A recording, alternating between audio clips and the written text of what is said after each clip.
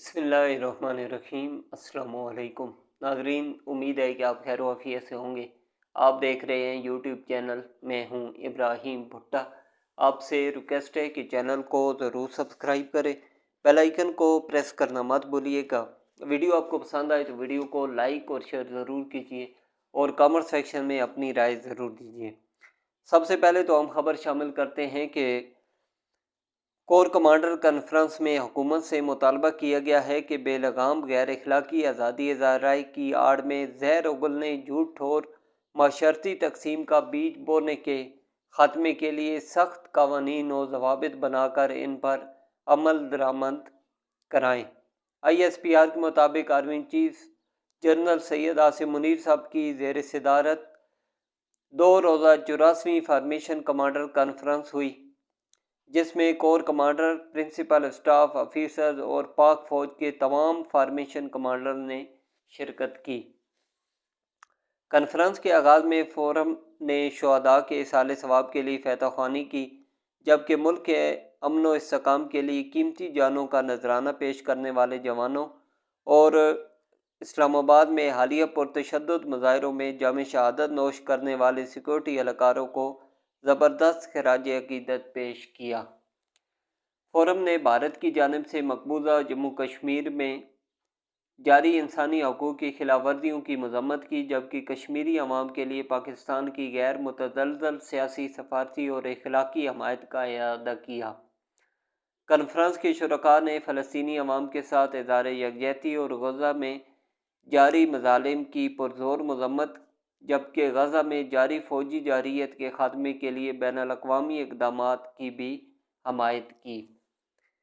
Forum ने पाक फ़ौज के दारुल हुकूमत की आम सरकारी इमारतों को महफूज बनाने और काबिल एहतराम गैर मुल्की वफूद की दौरे पाकिस्तान के दौरान महफूज माहौल फराहम करने और कानूनी तैनाती के खिलाफ किए जाने वाले बदनीति पर मबनी प्रोपेगंडे पर तशवीश का इजहार किया।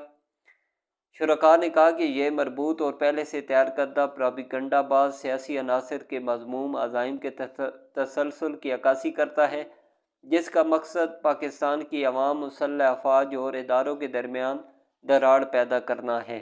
शुरका ने कहा कि इंशाअल्लाह बैरूनी अनासर की मदद से की जाने वाले प्रोपेगंडे की तमाम ऐसी मज़मूम कोशिशें कभी कामयाब नहीं होंगी। ये ज़रूरी है कि हुकूमत बेलगाम गैर अखलाकी आज़ादी राय की आड़ में जहर उगलने, झूठ और माशरती तकसीम का बीज बोने के खात्मे के लिए सख्त कवानीन और ज़वाबित बनाए और इन पर अमल दरामद कराए। एलामी के मुताबिक शुरका ने कहा कि ज़ाती मफादात के असूल के लिए मासूम शहरियों को एक दूसरे के खिलाफ खड़ा करने और तशद्दुद को हथियार के तौर पर इस्तेमाल करने की किसी भी कोशिश को हरगिज़ बर्दाश्त नहीं किया जाएगा। कॉन्फ्रेंस के इख्तिताम पर आर्मी चीफ साहब ने पाकिस्तान की सलामती और इस्तेकाम को यकीनी बनाने के लिए दरपेश किसी भी किस्म की मुश्किलात और चैलेंजेस से निपटने के लिए पेशेवराना महारत, ऑपरेशनल तैयारियों और पाक फ़ौज के गैर मुतज़लज़ल अज़म की अहमियत पर जोर दिया। उसके अलावा खबर शामिल करते हैं कि इमरान खान साहब ने सिविल नाफरमानी के हवाले से उन्होंने ऐलान किया है। उन्होंने कहा है कि रियासती दहशतगर्दी के नतीजे में नहते सियासी कारकुनान पे गोलियां बरसाई गई और पुरअमन सियासी कारकुनान को शहीद किया गया।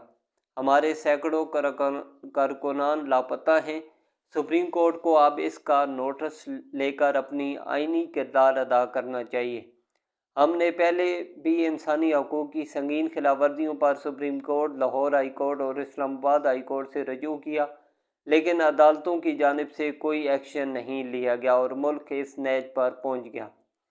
हम 13 दिसंबर को पेशावर में शुहदा को खिराज अकीदत पेश करने के लिए अजीमुल शान इज्तिमा मुनक़िद करेंगे। इस इज्तिमा में अपोजिशन की सियासी जमातों को शिरकत की दावत भी दी जाएगी। इसमें 2 नुकात पर 5 रुकनी मुज़ाकराती कमेटी तश्कील दे रहा हूँ। नंबर 1, अंडर ट्रायल सियासी कैदियों की रिहाई और नंबर 2, 9 मई और 26 नवंबर के वाक़यात की शफाफ तहकीकात के लिए जुडिशल कमीशन का क़याम। مذاکراتی کمیٹی عمر ایوب، علی امین گنڈاپور، صاحبزادہ حامد رضا، سلمان اکرم راجہ اور اسد کیسر پر مشتمل ہوگی اور سٹیک ہولڈر سے مذاکرات کرے گی۔ اگر ان دو مطالبات کو نہ مانا گیا تو 14 دسمبر سے سول نافرمانی کی تحریک شروع کی جائے گی۔ اس تحریک کے نتائج کی ذمہ داری حکومت پر ہوگی۔ سول نافرمانی کے نتیجے میں بیرون ملک مقیم پاکستانیوں سے اپیل کریں گے کہ وہ ترسیلات زر کو محدود کریں اور بائیکاٹ مہم چلائیں۔ اس تحریک کے دوسرے مرحلے میں اس سے بھی آگے جائیں گے۔ اس کے علاوہ ایک اور خبر آئی ہے کہ عمر ایوب صاحب اور راجہ بشارت سمیت تحریک انصاف کے 5 رہنماؤں کو رہا کر دیا گیا ہے۔ اسناد دہشت گردی عدالت راولپنڈی نے دونوں کی ضمانت بعد از گرفتاری منظور کر لی، جس کے بعد انہیں رہائی مل گئی۔ عمر ایوب، راجہ بشارت اور احمد چٹھا کو راولپنڈی کی اسناد دہشت گردی عدالت راولپنڈی نے دونوں کی ضمانت بعد از گرفتاری منظوری کر لی، جس کے بعد انہیں رہائی مل گئی۔ عمر ایوب، راجہ بشارت اور احمد چٹھا کو راولپنڈی کی اسناد دہشت گردی عدالت میں پیش کیا گیا۔ ATC کے جج امجد علی شاہ صاحب نے مقدمات پر سماعت کی۔ دوران سماعت عدالت نے اپوزیشن لیڈر عمر ایوب اور دیگر PTI رہنماؤں کی گرفتاری پر برہمی کا اظہار کرتے ہوئے کہا کہ پشاور ہائی کورٹ سے ضمانت ہونے کے باوجود کیوں گرفتار کیا۔ بعد ازاں عدالت نے عمر ایوب اور سابقہ صوبائی وزیر راجہ بشارت کو رہا کرنے کا حکم دے دیا۔ تو اگلی ویڈیو میں آپ سے دوبارہ ملاقات ہوگی۔ اجازت دیجیے، اللہ حافظ۔